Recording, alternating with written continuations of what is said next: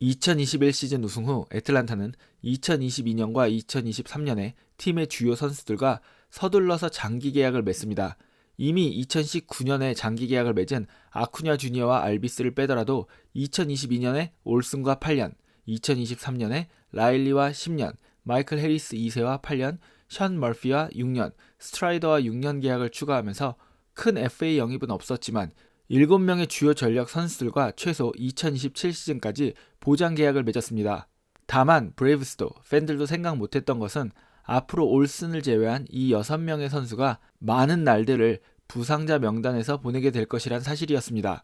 주요 전력들을 장기 계약으로 잡았고 슈웰렌버과 같은 유망주들이 있었기에 2024 시즌과 2025 시즌 세일과 연장 계약을 하고 레이날도 로페스, 프로파를 영입하는 것으로 시즌 준비를 마쳤지만 계속되는 주요 선수들의 부상과 프로파가 금지 약물 복용으로 출장 정지를 당하면서 결국 2025 시즌 76승 86패로 시즌을 끝내게 되었고 7시즌 연속 플레이오프 진출도 멈추었습니다. 그리고 2026년 2월 20일 슈왈렌버그의 부상 소식이 전해지면서 애틀란타 팬들은 다시 긴장을 하고 있습니다.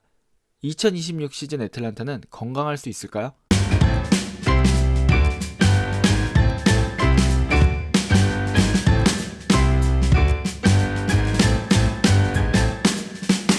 애틀란타의 살림꾼인 아지 알비스는 2019 시즌부터 전형적인 퐁당퐁당 커리어를 보여주고 있습니다.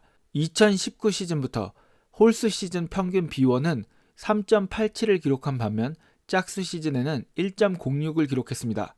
더 큰 문제는 그의 세부 지표 역시도 홀수 시즌에 좋아지고 짝수 시즌에 떨어지는 패턴을 유지했었지만 2025 시즌은 홀수 시즌임에도 불구하고 세부 지표가 2024 시즌보다 더 떨어졌다는 것입니다. 만약 2026 시즌 아지 알비스의 세부 지표가 지속적으로 떨어지면서 짝수 시즌의 부상이 이어진다면 현재 김하성도 부상자 명단에서 시작하는 애틀란타는 당장 빅리그 전력으로 분류되는 내야 유망주도 없는 상황이기 때문에 내야 운영에 큰 어려움을 겪을 수밖에 없습니다. 애틀란타에서 최근 3시즌 동안 유일하게 건강을 유지한 포지션 플레이어인 올슨 역시도 알비스처럼 퐁당퐁당으로 유명한데요.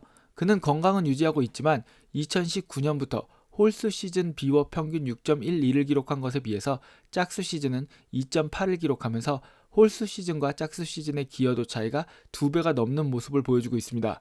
흥미롭게도 올스타 선정, MVP 득표, 실버 슬러거 선정 모두 홀수 시즌에만 기록하고 있으며 짝수 시즌의 수상 기록은 2018 시즌 골드글러브가 유일합니다. 오스틴 라일리는 2021 시즌 비워 6.3을 기록하고 2022 시즌 6.4, 2023 시즌 6.0을 기록하면서 3시즌 연속으로 비워 6.0 이상을 기록하면서 30홈런 이상이 가능한 거포 프랜차이즈 3루수가 다시 등장했다는 기대를 애틀란타 팬들로 하여금 하게 만들었습니다. 하지만 2024 시즌과 2025 시즌 잔부상으로 시즌의 3분의 1 이상을 결장했고 2시즌 연속으로 삼진 비율은 올랐고 볼넷 비율은 내려가면서 원래도 좋은 편이 아니었던 볼산비가 최악으로 떨어졌습니다. 다만 배트 스피드, 타구 속도, 배럴 타구의 비율은 여전히 리그 최고 수준을 유지하고 있기 때문에 잔부상에서 자유로울 수만 있다면 다시 부활할 가능성도 있습니다. 결국 라일리 역시도 부상이 가장 중요한 키워드가 될 것 같습니다. 애틀란타는 1루수 올슨, 2루수 알비스, 3루수 라일리, 유격수 김하성의 마우리시오 듀본을 유틸리티로 2026 시즌을 준비했지만 김하성은 이미 부상을 당했고 라일리는 지난 2시즌 잔부상을 꾸준히 경험했으며 알비스는 짝수 시즌 지속적으로 부상을 당하면서 부진한 성적을 기록하고 있습니다. 브렛 와이슬리와 호르헤 마테오가 백업 내야수가 된 애틀란타의 내야 계획은 불안해 보이기 시작했습니다. 포수는 그래도 조금 나은 상황입니다. 오클랜드에서 션 머피를 데려오고 그에게 6년 7,300만 달러의 계약을 주었지만 애틀란타로 온 뒤 션 머피는 단 한 시즌도 풀타임 시즌을 기록하지 못하고 있으며 이번 시즌 역시도 부상자 명단에서 시작할 예정입니다. 불행 중 다행은 션 머피의 공백으로 계획과는 다르게 드레이크 볼드윈이 경험치를 많이 먹게 되었고 이것이 볼드윈의 신인상이라는 예상 밖의 결과로 이어졌다는 것입니다. 참고로 볼드윈의 수상으로 애틀란타는 18번의 다저스에 이어서 양키스와 함께 10번으로 두 번째로 많은 신인상을 배출한 팀이 되었습니다. 그리고 2000년 이후로는 4번의 신인상 수상자를 배출한 템파베이, 마이애미, 시애틀, 오클랜드를 제치고 5번으로 2000년 후 가장 많은 신인상을 배출한 팀이 되었습니다. 만약 볼드윈이 이번 시즌에도 건강하게 좋은 성적을 유지한다면 애틀란타는 시즌 중반 후 션 머피가 복귀한 뒤 션 머피의 트레이드를 시도할 수도 있습니다. 아쿠냐 주니어는 명실상부 메이저리그 최고의 스타 선수 중 한 명입니다. 150경기 이상 출전할 수만 있다면 40홈런, 100타점, 100득점, 30도루가 가능한 능력도 있습니다. 다만 문제는 2018년 시인상 수상 후 8시즌 동안 150경기 이상을 뛴 시즌이 단 2시즌뿐이라는 것입니다. 뛰어난 운동 능력을 보유한 선수들의 숙명처럼 아쿠냐 주니어 역시도 부상과 항상 함께하고 있습니다. 꾸준히 29 이상을 기록해왔던 스프린트 스피드는 계속된 무릎 부상으로 27.9까지 떨어지면서 리그 최고의 스피드에서 중상위권으로 내려왔습니다. 애틀란타의 다른 고민은 아쿠냐 주니어의 넘치는 열정입니다. 그는 매 시즌 베네수엘라에서 열리는 윈터리그에 참가하고 있으며 계속해서 플레이오프에 진출했던 애틀란타에서 뛰었기 때문에 시즌과 플레이오프를 소화하고 윈터리그까지 소화한 뒤 스프링 트레이닝에 합류하는 과정을 반복하면서 몸의 피로가 지속적으로 누적되고 있습니다. 그리고 이런 것들은 그가 자주 당하는 부상 중 하나인 종아리 부상과도 관련이 있을 것입니다. 지난 시즌 7월 29일 종아리 부상을 당한 뒤 8월 15일에 복귀해 시즌을 마무리한 아쿠냐 주니어는 베네수엘라 윈터리그에 참가했습니다. 16경기에서 도루 11개를 성공시키면서 정말 최선을 다해서 뛴 아쿠냐 주니어는 WBC에도 출전할 예정입니다.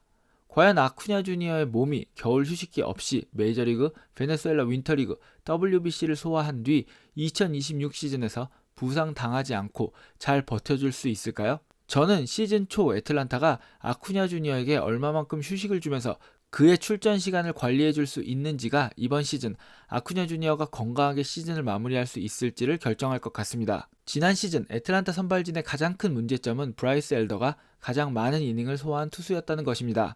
우선 크리스 세일은 이제 37세 시즌을 맞이하지만 건강하기만 하다면 성적은 보장되어 있는 선수입니다. 다만 건강이 가장 큰 의문점이라는 사실입니다. 2018년 이후로 꾸준하게 매 시즌 최소 한 번 이상의 부상을 당하고 있으며 부상 부위도 팔꿈치, 어깨, 손가락, 등, 갈비뼈 등 투구에 필요한 부위를 고르게 부상당하고 있습니다. 과연 크리스 세일은 건강하게 2024 시즌을 재현할 수 있을까요? 세일과 함께 원투 펀치를 형성해 주어야 하는 스펜서 스트라이더 역시도 부상에서 자유로울 수 없는데요. 특히 그는 수술에서 돌아온 뒤로 예전 같지 않은 모습을 보여주었습니다.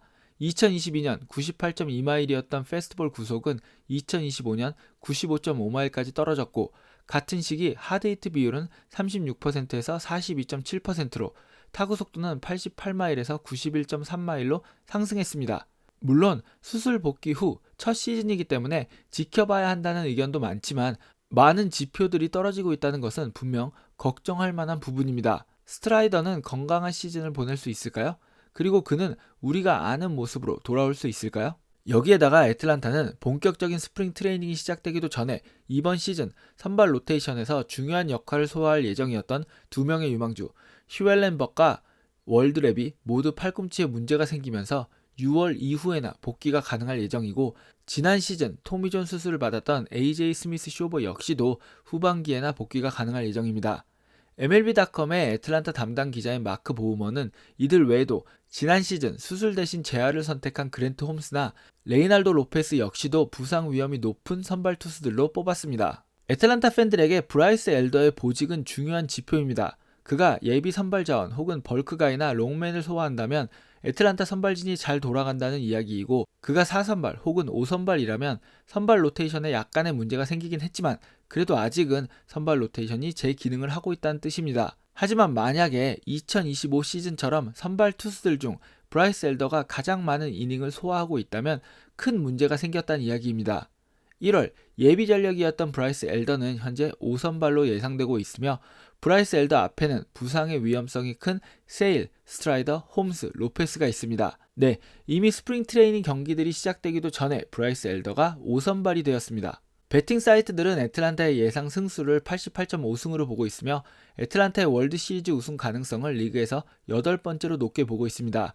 이는 보스턴과 시카고 컵스의 사이인데요. 애틀란타의 주 전력들이 모두 정상적으로 시즌을 보낼 수 있다면 분명 애틀란타의 전력은 우승권에 더 가까울 것입니다.